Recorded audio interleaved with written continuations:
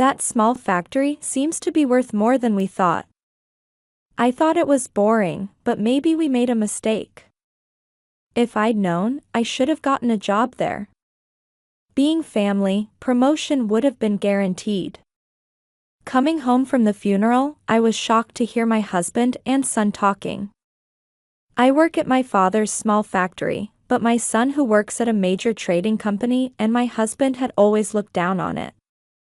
However, after seeing so many people attend my father's funeral, their attitudes suddenly changed. I can't bear the thought of them joining the company half-heartedly just because we're family. Besides, it's a huge mistake to think promotion is guaranteed just because we're related. There are people who make their living there and take pride in their work. I can't let them be insulted because of me. I quietly made my decision and packed my bags. I'm never coming back to this house. My name is Megan. I was born and raised as the only daughter of a small factory owner. My husband's name is Stefan. I married him about 30 years ago when he was a salesman at a trading company, and we had our son, Ulrich. Influenced by his father, Ulrich grew up to be an outgoing child with many connections. Rather than just outgoing, he's more like a show-off who loves flashy things. Before marriage, I found Stefan's similar traits fresh and attractive, but after marriage and seeing our son grow up the same way, I felt out of place with my different sensibilities. What worried me most was Stefan and Ulrich's attitude toward money. Both of them were extravagant spenders, often straining our household finances. We've had many arguments about this, but we never found common ground. However, I never imagined these dissatisfactions would lead to such a serious situation. I've worked at my father's factory since I was young. Having worked there for so long, I'm now the executive director. My father wanted Ulrich to help with the factory management, but young and flashy Ulrich seemed more interested in sales work at the trading company where my husband works rather than our factory. I like talking to people, so I think I'm suited for sales, Ulrich told my father, but I know he privately dismissed the factory as boring and undesirable. My father must have sensed Ulrich's thoughts because he stopped talking to him about the factory afterward. It was painful to see my father's lonely back, but like Ulrich, Stefan had no interest in factory management and clearly looked down on small factories as mere subcontractors. It doesn't feel good to have the factory that my father and I cherish being looked down upon. However, I gave up trying to change Stefan's mind, knowing that we fundamentally think differently due to his flashy nature. I'm going motorcycle touring with some acquaintances next time. I'm thinking of buying a bike since I'm taking Ulrich too. What? But aren't motorcycles expensive? You're buying it? You should pay half. Since we both work, we have an arrangement where we split living expenses and use our own money freely otherwise. But this is so sudden. When I showed reluctance, Stefan raised his eyebrows. Ulrich's in sales too, so connections are important. It's for our son's sake, so what's the problem? Fine. But while motorcycles are nice, why don't you sometimes take Ulrich to visit my father? His health isn't good again, and he might need to be hospitalized. Seeing his grandson might cheer him up. Although my father is healthy enough to run the company, he can't fight age and has recently been having short hospital stays and medical tests. My mother passed away several years ago, so I worry about my father living alone. However, Stefan gave a non-committal response to my plea. Well, it's difficult now because we're busy, but someday. Recently, Stefan becomes irritable whenever I point something out. This time too, he immediately frowned at me. When I said, "I'm talking about Ulrich, not you," he shouted, "Shut up. I talk business with Ulrich, so I know he's busy. We're both in sales. I need to pass on my expertise to him. I've recently started to think they both just want to fool around. Stefan has always been away from home claiming work socializing, and I've practically raised our child alone. Perhaps influenced by seeing his father, Ulrich sometimes makes outdated remarks like, "That's just how men are." With this personality, I worry whether my son will ever be able to marry. Well, anyway, that's how it is. Count on you for the bike. Later, I learned that Ulrich had secretly met with my father. Ulrich suddenly came to the house. I wondered what was up, and he asked for money. Said he wanted to buy a motorcycle helmet. When my father mentioned this during casual conversation, I held my head in my hands. Oh no. Stefan told me to pay half for Ulrich's motorcycle. Well, he's my precious grandson, so I gave him the money. Like most grandparents, my father is soft on his grandson.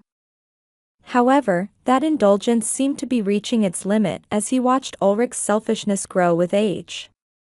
Even I, though he's my son, am fed up with his selfishness. And the same goes for Stefan, whom I supposedly married for love. Stefan never helped with housework or childcare, always going out claiming it was for work. Back then, my mother was still alive and my workplace was understanding, so we managed somehow, but now I feel my love growing cold. Megan, sorry, but I need to be hospitalized again. Please take care of the company.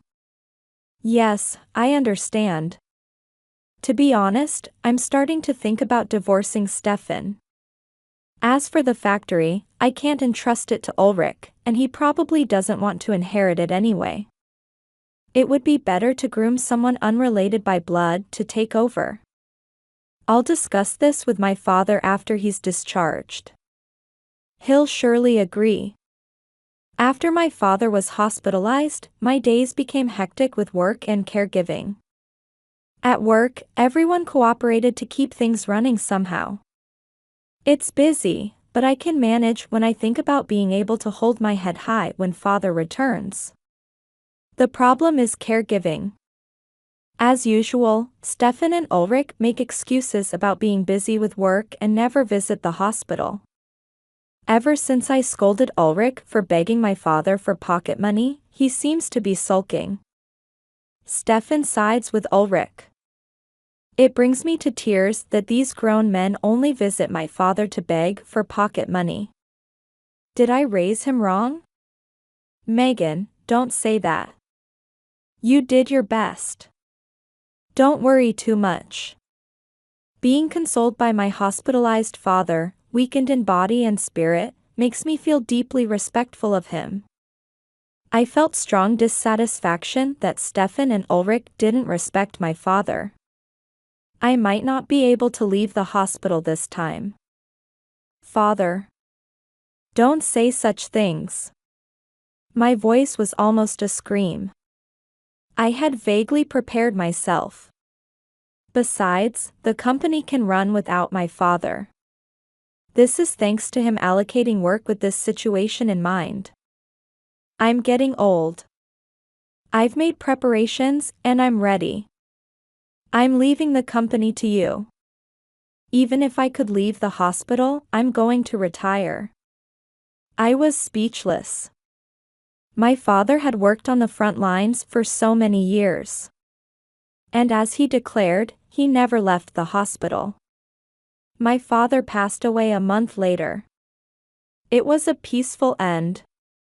I felt like I'd lost my only ally in this world, and I clung to my father and cried for a while. But I can't just stand still. I have things I need to do. Everyone at the company is cooperating. The problem, naturally, was Stefan and Ulrich. My father-in-law passed away? That's too bad. Looking at their seemingly sorry faces, I thought, you didn't even visit him in the hospital. I swallowed my words and proceeded with the funeral arrangements. Why do we need to arrange such a big funeral hall? Family only should be fine. Let's just see him off ourselves. People from the company and business partners will come too. We can't do that. You both always talk about how important business connections are. When I showed them the plan I discussed with the funeral director, Stefan and Ulrich objected. It's laughable that people who never visited him in the hospital are expressing opinions. They probably just don't want to pay. It's really annoying how they're like this even though it's not their money. He was just the president of a small factory, right? No way enough people will come to need such a funeral hall. Yeah. Why put on airs for such a shabby factory? What did you say? When I raised my eyebrows, Ulrich seemed to realize his slip and awkwardly looked away. I knew they looked down on the factory, but this was the first time they'd clearly called it shabby. Even though he grew up on money from that shabby factory and was still getting pocket money at age 25. Really, how did he end up growing into someone like this? Anyway, I oppose this. Such a large-scale funeral isn't necessary. What would you know about the company? I'm a salesman at a major trading company.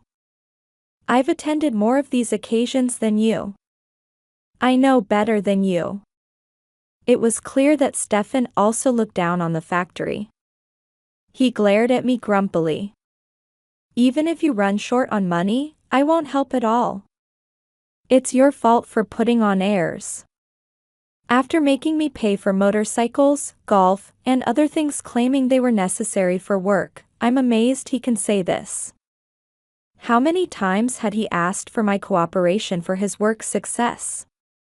The money I've given bit by bit has added up to quite a sum by now. Enough for another funeral of the scale he's objecting to. Don't worry, the company will handle the funeral, and if anything comes up, I'll pay for it myself. Do what you want.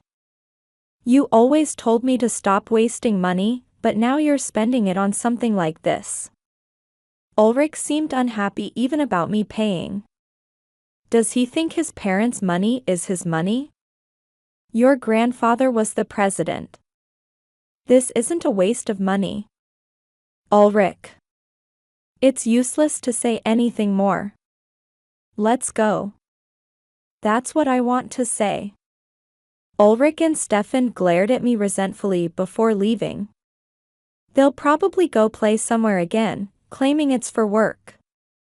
They say they'll attend the funeral, so I'll have to turn a blind eye to everything else. After they stopped interfering with the funeral arrangements, everything proceeded smoothly.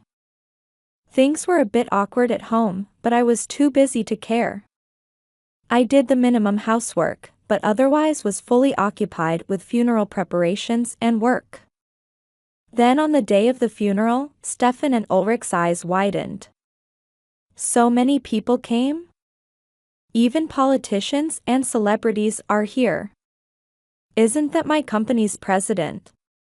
The funeral hall I arranged was filled with people. It seemed unexpected for the two who had looked down on my father's company. Stefan hurriedly went to greet his company's president when he spotted him. President, thank you for attending. Ah, my condolences. I'm saddened to lose such a valuable person. You're too kind. As Stefan bowed, the president ended the conversation and walked toward me. Stefan watched his back with a surprised expression. It must be hard losing your father. Will you be taking over the factory? Until I see father's will, I can't say for sure, but that's my intention. I see. As executive director, you'll be fine. We'll support you. Your father helped us greatly. Stefan and Ulrich seemed puzzled why the president of a major trading company would speak as an equal with the executive director of a small factory. However, as soon as I mentioned my father's will, their expressions changed. With an ominous feeling, I spent time sharing memories of my father with the funeral attendees. After the funeral, I was busy with cleanup. Ulrich and Stefan hurried home first.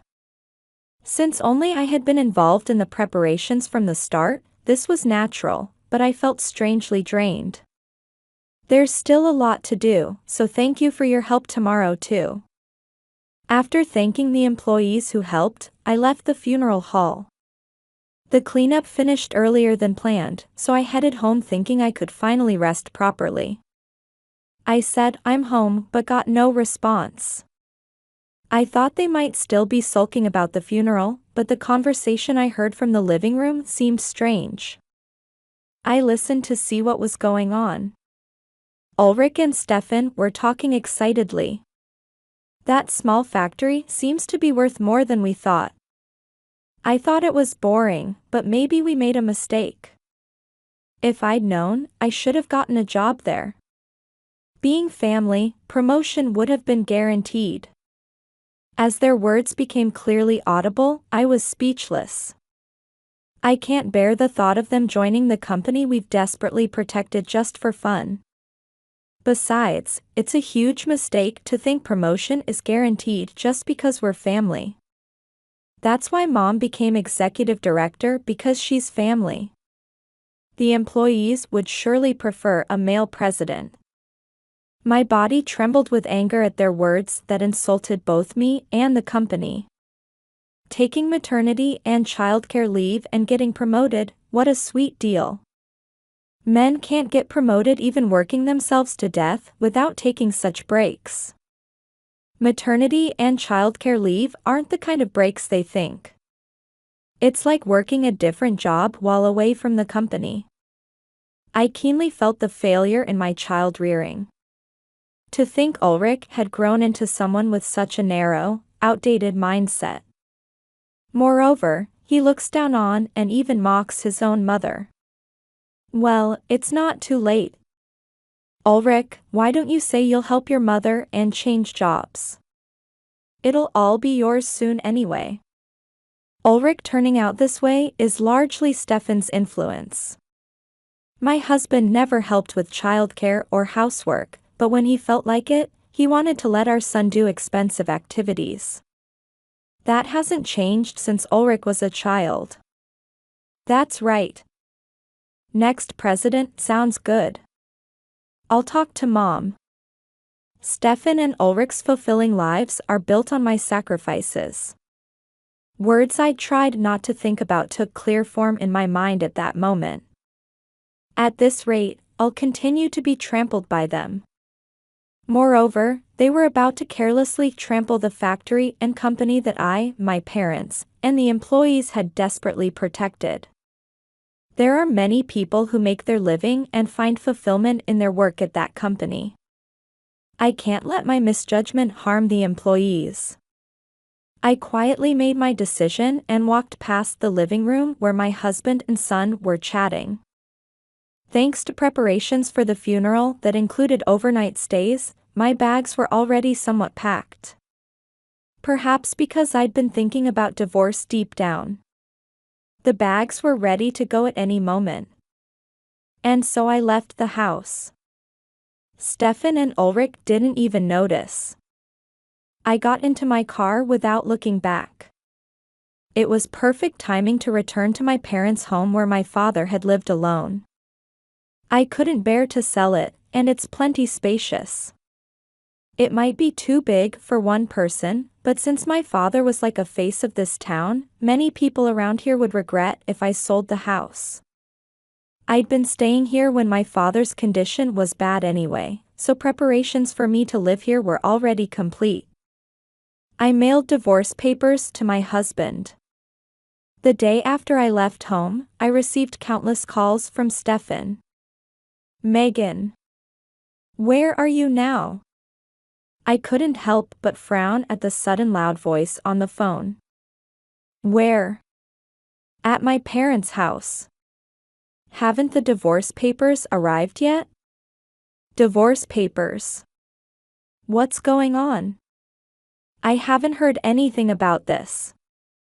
Stefan was clearly flustered. He must be troubled about losing his cash cow. I let out an exaggerated sigh.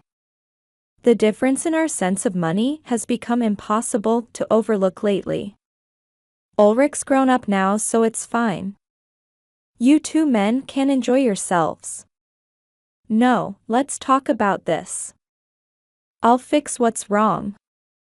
Unlike usual, he didn't shout in anger. Perhaps because he thinks of me as a cash cow, he's trying to forcibly curry favor. And Ulrich is the same. Mom, suddenly leaving is too much. Come back home. We're parent and child, right? Let's talk. Ulrich, you're 25 now. You should be able to manage without your mother. Become independent. My independence and Mom leaving home are different issues. It's sad for family to split up, regardless of independence.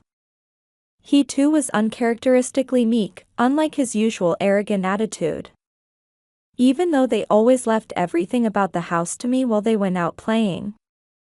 On top of that, they looked down on my workplace and me, acting as if they were superior. Now they suddenly flip and talk about being sad and family and wanting to talk. What are they saying at this point?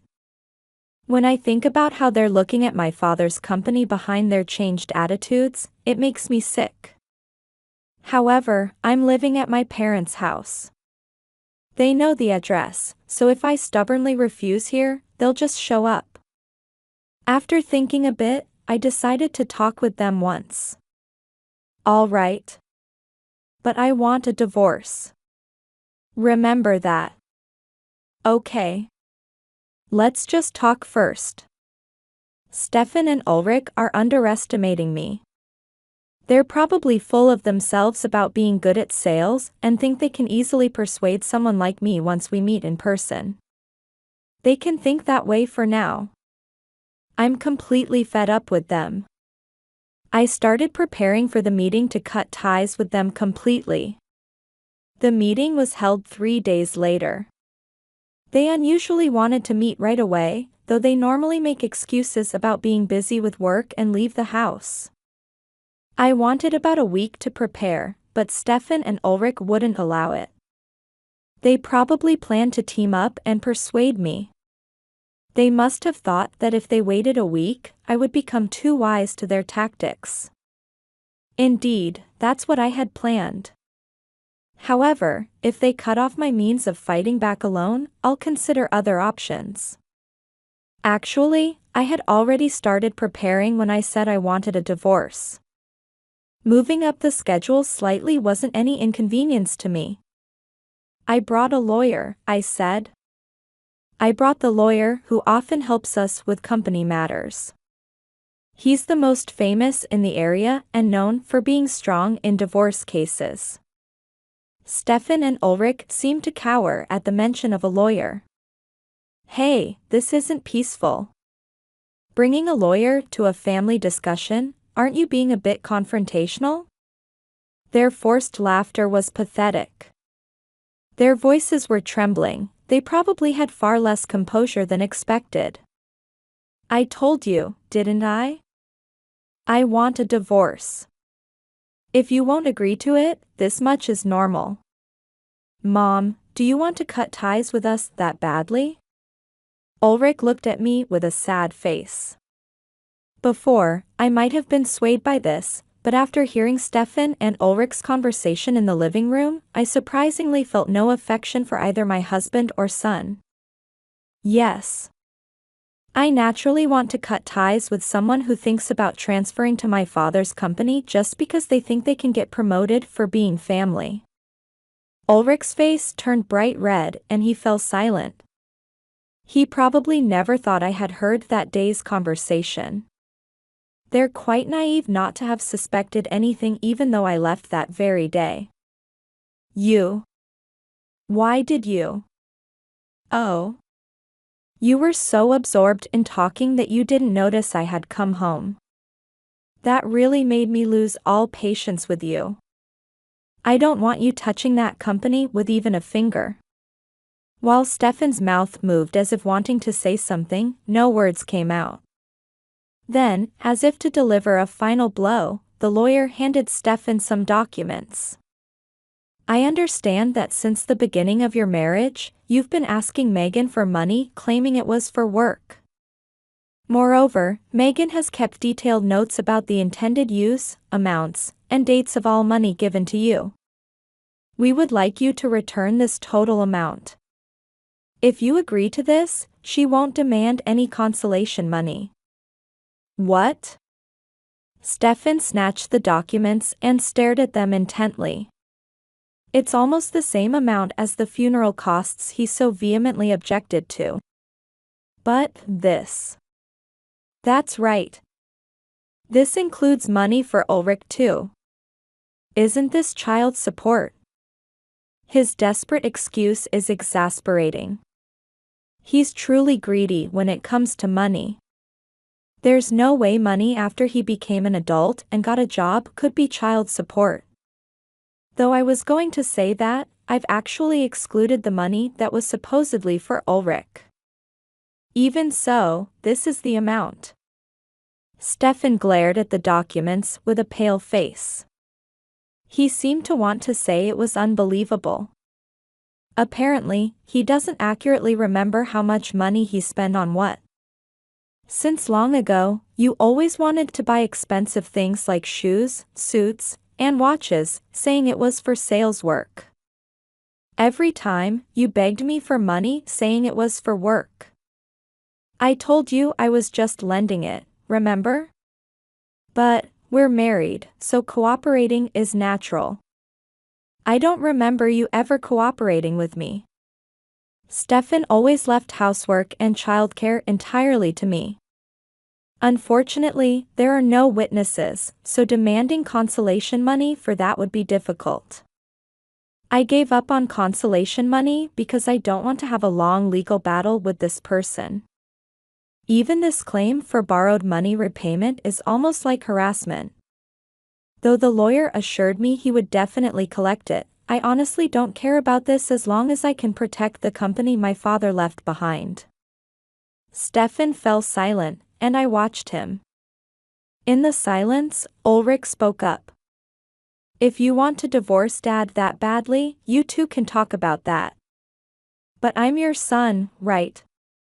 The promotion and job change thing was just a momentary lapse. I'll change my ways and work hard, so please forgive me. Those words themselves prove he hasn't changed his ways, but does he realize that? Stefan, feeling betrayed, was looking around wildly. Ulrich. You're abandoning me.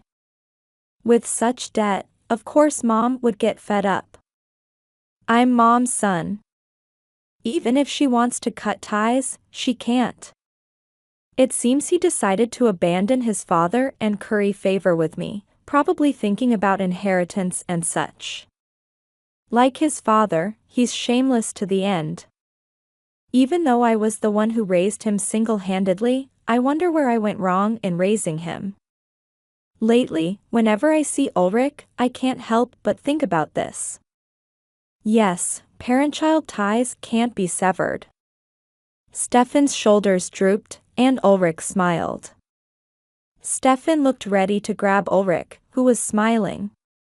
Though they were close parent and child until now, look at them when money gets involved. Selfish people are frightening. But you know, Ulrich. I don't want someone like you, who has silly reasons like wanting to become president or get promoted, involved with Dad's company. Ulrich's expression froze. At that moment, the intercom rang. Stefan frowned suspiciously. What? Who could it be at a time like this? Probably the guest I invited. Stefan and Ulrich were visibly shaken. Finding it troublesome to explain, I silently stood up alone and invited the guest in. President, thank you for taking the time to come. I couldn't refuse when you consulted me. President. The one who came was the president of the trading company where Stefan works. He's an old acquaintance of my father and also a business partner of the factory. Though Stefan didn't know until the funeral, we've had a close relationship for quite some time. Though like the lawyer, this is just because he was my father's acquaintance. I heard one of our employees was causing trouble. I apologize. No, since he's my husband, you don't need to apologize. Rather, I'm sorry for troubling you to come. It's fine. Your father helped me tremendously, and I want to maintain a long relationship with your company. The president looked at Stefan with a gentle smile. Being in front of his employer, Stefan straightened his posture while sweating profusely. Stefan, was it? We'd have problems if someone like you who doesn't know right from left gets involved with that company. I'm sorry, but could you give up? The small factory. Seeing Stefan's surprise, the president shook his head with a deep sigh. Stefan seemed unable to understand the situation. It was really fortunate that your predecessor kept private and business matters separate. Though because of that, Megan ended up marrying someone like you. It was lucky for us that our business wasn't terminated despite your rudeness. What do you mean? Ah, your son is in the sales department at Ravenwood Trading, right? Mr. Ravenwood has something to tell your son. Here, the phone is connected, talk a bit. Ah, yes. Just having the president here dramatically changes the atmosphere of the room. The president handed his smartphone to Ulrich. The president of Ravenwood Trading is also one of our company's business partners. Stefan, you should divorce Megan. But this is a family matter. But you're interested in that company, right? Then it's no good. Even if you weren't interested, it would still be no good. You and Ulrich aren't suited for management. When a current president says it, it carries different weight. Stefan lost his words and seemed desperately searching for a way to counter. You don't know how many patents that company holds, do you? Megan manages the patents too. The patents that company holds are quite valuable. We can't keep people who might be blinded by that value near Megan. The patent talk seemed new to Stefan, who froze with his mouth open. The president ignored Stefan's dismay and spoke in a leisurely tone. Do you understand? Just one mistake in handling patents could lead to damage across the entire industry. We can't let someone who doesn't understand this get involved with that company. Ulrich was probably being told the same thing by Mr. Ravenwood. Looking at Stefan, who was still trying to argue, the president declared, if you don't want to end up on the streets, stop being greedy. It's essentially saying he'll crush them if they try to get more involved. The president is in a position to do that.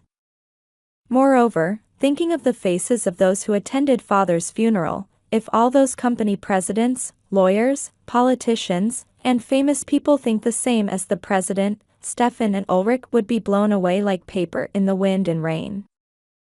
I understand, Stefan said weakly, hanging his head. He must have imagined his own fate in such a situation.